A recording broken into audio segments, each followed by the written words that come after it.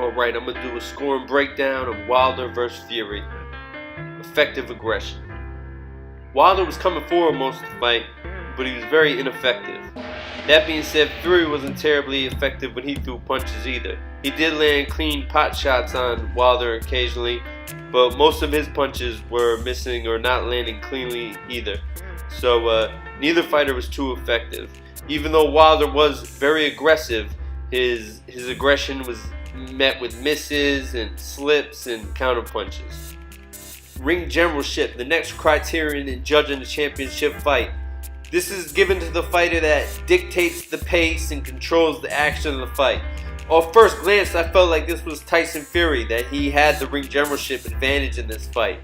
But then upon further analyzing, he never really tamed Deonty Wilder with his counterpunches. Deonty Wilder just kept coming relentlessly, and Fury, he landed some clean, but never really hard punches that made Deonty Wilder back down and not come forward aggressively. So ring generalship, I'm kind of putting that about even. The third one is the most forgotten about element of scoring in boxing, and that's defense. And this one was clearly given to Tyson Fury. Tyson Fury had the advantage of defense all the way.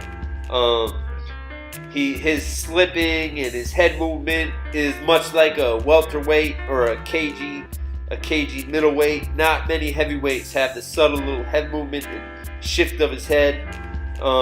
Obviously, he didn't quite get it right there. He got caught. But yeah, definitely. That being said, Wilder was kind of effective with this high guard defense, keeping his hands up straight like a Winky Wright or a Marlon Starling. But he, it didn't work out because he was very tense. He wasn't rolling with the punches well, and it got him in. It made his high guard defense somewhat effective, but only partially. So definitely the defensive category, Tyson Fury wins. The last criterion for scoring a championship fight, hard and clean punches. Hard and clean punches were not abundant in this fight. Wilder threw lots of hard punches, but landed very few clean. Tyson Fury landed some clean punches, but they weren't very hard. They were arm punches more so. So this one is kind of a tough one. I don't really know if, I guess with the knockdowns you have to give Wilder the edge overall with the hard clean punches, but fights are judged on a round by round basis. Those two knockdowns in the 9th and the 12th round saved Wilder because that's two 10-8 rounds. That's like winning by 4 points. Though I did feel the last one could have possibly been a 10-9 because Fury came back really strong after getting up, somehow rising from that knockdown. And he did get up and he threw some great combinations. Overall it was a close fight because with those two 10-8 rounds, that's 4 rounds. I felt like Wilder won the second round. Early was close. Tight fight, man. I suggest you rewatch it with the volume off and take your opinion, remove your emotions from the fight. But surely Tyson Fury won more rounds. But with the knockdowns, very interesting.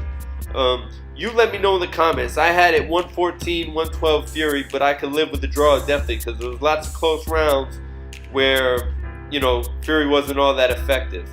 So, let me know in the comments what you guys had it. And that's the controversial scorecard right here. Alejandro Rochin, that dude that had Wilder up by 4 points. I don't know what fight he was watching, man. Obviously, he was judging just aggressiveness and not effective aggressiveness. Alright, man, I'm out.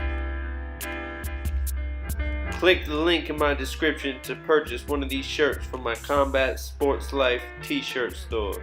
I'm out.